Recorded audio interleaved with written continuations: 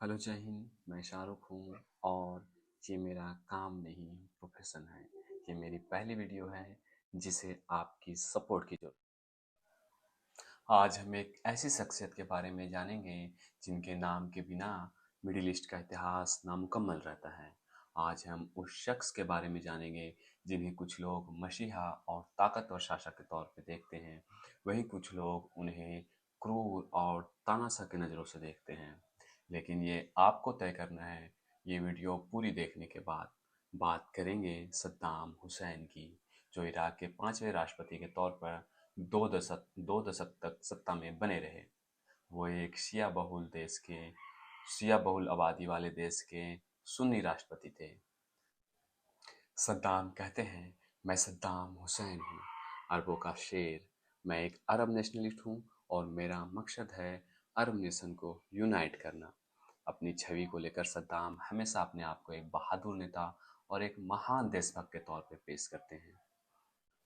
Saddam Hussain a political biography यह किताब सद्दाम हुसैन के राजनीतिक जीवन के बारे में पूरी जानकारी देते हैं।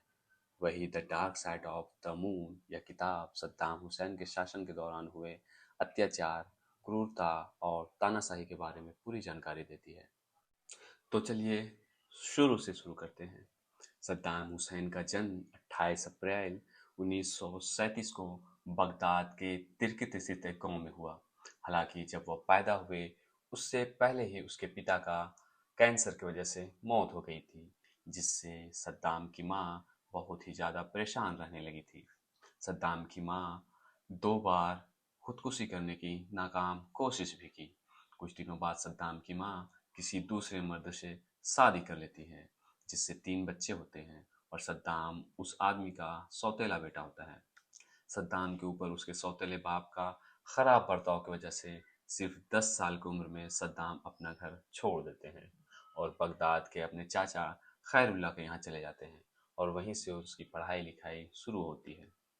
सद्दाम के चाचा एक राजनीतिक पार्टी जिसका नाम था बाथ पार्टी से ताल्लुक़ रखते हैं और इसी के कदमों पर चलते हुए महज 20 साल की उम्र में सद्दाम उस पार्टी को ज्वाइन कर लेते हैं और इसके ठीक 1 साल बाद यानी साल 1958 में जनरल अब्दुल करीम कासिम के लीडरशिप में इराक से राजशाही को ख़त्म कर दिया जाता है और इराक के राजा फैसल द्वितीय को मार दिया गया और यहीं से इराक के लिए एक नए दौर की शुरुआत होती है।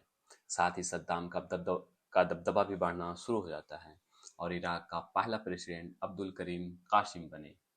उसके ठीक 1 साल बाद बाथ पार्टी और जनरल कासिम के बीच लड़ाई शुरू हो जाती है। उसके बाद बाथ पार्टी जनरल कासिम के लिए साजिशें करने लगती है, जिसमें सद्दाम भी शामिल होता है। 7 अक्टूबर 1959 को सद्दाम जनरल कासिम पे हमला करता है और समय से पहले ही फायरिंग शुरू कर देता है और जनरल कासिम को गोली मार देता है। सद्दाम को लगता है कि जनरल कासिम मर चुका है और वो वहाँ से चले जाते हैं, लेकिन जनरल कासिम अभी भी जिंदा होते हैं। क्योंकि कासिम प्रेसिडेंट थे, इसलिए जनरल कासिम को मारने वाले सद्दाम और उसके साथी इराक छोड़कर दूसरे मुल्क मिस्र के एक शहर काहिरा चले जाते हैं और 1963 में सद्दाम हुसैन बाथ पार्टी में वापस आ जाते हैं और पार्टी से जनरल कासिम को हटा दिया जाता है। आगे चलकर इराक के नए प्रेसिडेंट के रूप में अब्दुल सलाम आरिफ बनते हैं और अब्दुल सलाम आरिफ बाथ पार्टी के मेंबर को भी अपने गवर्नमेंट में शामिल करते हैं। कुछ ही दिनों बाद आरिफ बाथ पार्टी के मेंबर को अरेस्ट करना शुरू करते हैं, जिससे बाथ पार्टी और आरिफ के बीच तनाव पैदा हो जाता है और दोनों के बीच लड़ाई शुरू हो जाती है। साल 1964 में आरिफ ने सद्दाम को भी अरेस्ट कर लिया और इस बार सद्दाम हुसैन देश छोड़कर भागने के अलावा जेल जाना पसंद करते हैं, क्योंकि उन्हें मालूम होता है कि उन्हें फांसी नहीं दिया जाएगा। और 1966 में सद्दाम जेल से बाहर निकलते हैं और उन्हें पार्टी की तरफ से रीजनल डेप्यूटी सेक्रेटरी का पद दिया जाता है। साल 1968 में आरिफ को बाथ पार्टी सरकार से बेदखल कर दिया जाता है और नए प्रेसिडेंट के रूप में अल बकर को चुना जाता है और अल बकर सरकार में सद्दाम हुसैन डिप्टी प्रेसिडेंट का पद संभालते हैं अब इराक में कुछ प्रॉब्लम्स उभरने लगे थे, जैसे एथिक्स, इकोनॉमिकल और रीजनल। लोग आपस में लड़ने लगे थे। सुन्नी शिया से, कुर्द अरबों से आपस में लड़ाई होने लगी थी। सद्दाम ने आगे चलकर इसमें सुधार करने की बहुत कोशिश की। अपने मुल्क को एक मॉडर्न कंट्री के तौर पे डेवलप करना शुरू कर दिया। 1972 में तेल के रेट बढ़ने से सद्दाम को और इराक को बहुत ही ज़्यादा फायदा हुआ, जिससे सद्दाम की ताकत बढ़ने लगी। इसी के साथ इराक का इकोनॉमी बढ़ने लगा और इराक मिडिल ईस्ट का सबसे मजबूत कंट्री बनकर उभरने लगी। सद्दाम ने इराक में free education, free health treatment और किसानों के लिए सब्सिडी ऐसे कई योजनाएं चलाई ताकि उसके लोगों को किसी भी तरह का परेशानी की सामना ना करना पड़े। सद्दाम ने नेशनल इंफ्रास्ट्रक्चर को भी बढ़ावा दिया, माइनिंग, रोड्स, इलेक्ट्रिसिटी सप्लाई और ऐसे कई काम किए जिसके लिए उन्हें यूनेस्को से अवार्ड मिला। सद्दाम की वजह से इराक की जो रेवेन्यू थी 0.5 अरब डॉलर से बढ़कर 10 अरब डॉलर तक पहुंच गई। सद्दाम 1976 में इराक आर्म फोर्स के जनरल भी बने और बाद में इसी के साथ सद्दाम की ताकत दिन ब दिन बढ़ती चली गई। और जैसे ही प्रेसिडेंट बकर की ताकत कमज़ोर होते गई, उतनी ही तेज़ी से सद्दाम की ताकत बढ़ती गई और 16 जुलाई 1979 बर्क ने अपने प्रेसिडेंट के पद से इस्तीफा दे दिया और लोगों का मानना है कि इसके पीछे भी सद्दाम का हाथ था। सद्दाम के दबाव की वजह से बर्क ने अपने पद से इस्तीफा दे दिया और कारण बताया खराब सेहत। अब सद्दाम इराक के 5वें राष्ट्रपति के तौर पे पद संभालते हैं। अब यहीं से शुरू होता है सद्दाम का शासन। 1979 बाथ पार्टी के लीडर मीटिंग में इस मीटिंग में सद्दाम हुसैन लगभग 68 लोगों का नाम लेकर एक एक कर कमरा से बाहर निकालते हैं और उन पर आरोप लगाया गया कि वो सद्दाम के साथ गद्दारी कर रहे थे और उन 68 लोगों में से 22 को फांसी की सजा सुना दी गई। आगे चलकर 1 अगस्त 1979 को बाथ पार्टी के सैकड़ों लीडर को फांसी के तख्ते पर चढ़ा दिया गया। अब सद्दाम का दुनिया भर में दूसरा रूप उभर कर सामने आया। सद्दाम का अगला टारगेट न्यूक्लियर प्रोग्राम था, जो 1980 को न्यूक्लियर प्रोग्राम शुरू किया और इस न्यूक्लियर प्रोग्राम से वेस्टर्न कंट्री के आंखों में सद्दाम चुभने लगे। 1 जून 1980 को इसराइल ने इराक पर हमला किया और न्यूक्लियर रिएक्टर को तबाह कर दिया, जिससे सद्दाम को भारी नुकसान सहना पड़ा। अब यहीं से इराक और वेस्टर्न ईरान का वॉर शुरू हो गया और 22 सितंबर 1980 को उन्होंने पश्चिमी ईरान पर हमला कर दिया। सद्दाम हुसैन खुद को अरब देशों का सबसे रसूखदार प्रमुख समझने लगे थे। 8 साल तक चले इस युद्ध में लगभग 5 लाख से ज़्यादा लोगों ने अपनी जान गंवाई। युद्ध की वजह से सद्दाम इकोनॉमिकली कमजोर पड़ने लगे और सद्दाम चाहते थे कि ये युद्ध रुक जाए। इस दौरान सद्दाम ने एक पार्टी मीटिंग रखी और सभी ने अपनी राय दी, जिसमें इसी मीटिंग के दौरान एक सद्दाम के पार्टी के मंत्री डॉक्टर इब्राहिम ने सद्दाम को सलाह दिया कि वह अपने प्रेसिडेंट के पद से कुछ दिनों के लिए इस्तीफा दे दें ताकि युद्ध विराम में मदद मिल सके। वहां पर सद्दाम का रिएक्शन बहुत ही नॉर्मल था। कुछ ही दिनों बाद मंत्री यानी डॉक्टर इब्राहिम को करप्शन के इल्जाम में मार दिया गया और जब इब्राहिम की पत्नी ने उससे अपने पति का डेड बॉडी मांगा तो उसे डेड बॉडी के बदले में छोटे छोटे टुकड़े दिए गए और यहीं से सद्दाम हुसैन का और इसी के साथ सद्दाम के लिए लोगों की नज़रिया बदलने लगता है।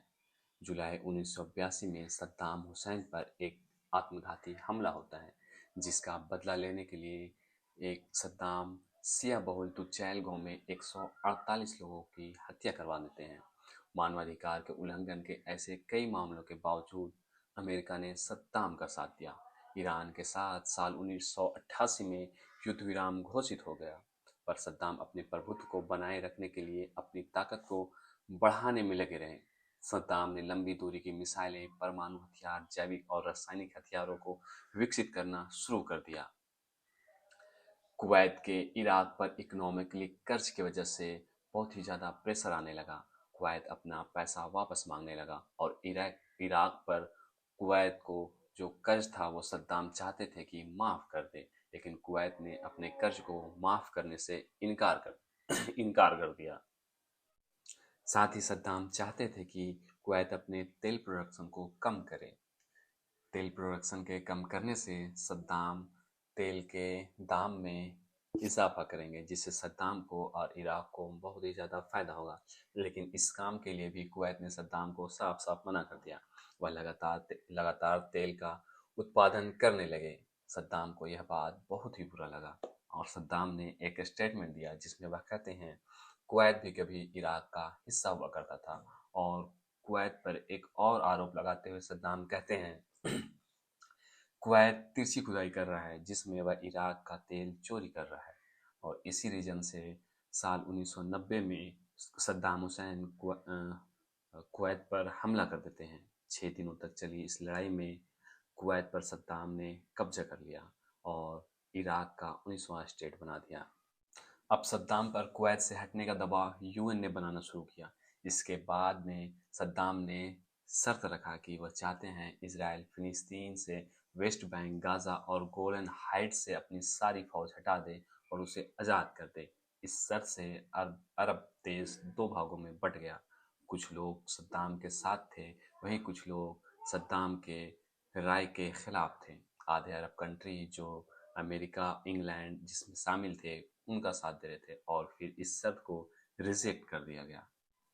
और 16 जनवरी 1991 को अमेरिका ने इराक पे अटैक करना शुरू कर दिया और लगातार इराक पर गोला बारूद बरसाने लगे, जिससे इराक को काफ़ी नुकसान का सामना करना पड़ा, जिसके वजह से सद्दाम बैकफुट पर चले गए। इसी दौरान सद्दाम ने अपने देश में सरिया एलिमेंट्स लागू किया और अल्लाह अकबर को अपने नेशनल फ्लैग के साथ अटैच किया और अपने जिस्म के 27 लीटर खून से सद्दाम हुसैन ने कुरान लिखवाया, जो आज भी मौजूद है।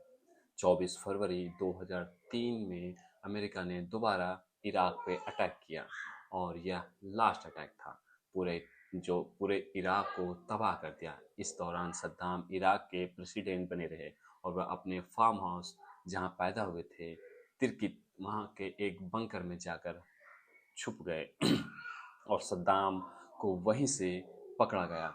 उस वक्त जब सद्दाम को पकड़ा गया था तब उनकी हालत बहुत ही नाजुक थी। उनके बड़े हुए बाल, दाढ़ी, चेहरे पे झुर्रियाँ और कमज़ोर नज़र आ रहे थे। ऐसा लग रहा था कि सद्दाम हुसैन काफ़ी दिनों से खाना नहीं खाए हैं और ना नहाए हैं। अब सद्दाम पर 148 लोगों के मौत का मुकदमा चलाया गया और उसे इसके लिए 5 नवंबर को मौत की सज़ा सुना दी गई। जिस दौरान मौत का सज़ा सुनने के बाद सद्दाम हुसैन ज़ोर ज़ोर से हंसने लगे और चिल्लाने लगे। साथ ही सद्दाम हुसैन नारा लगाने लगे, नारे तकबीर अल्लाह। दिसंबर 2006 की सुबह 5:30 बजे थे।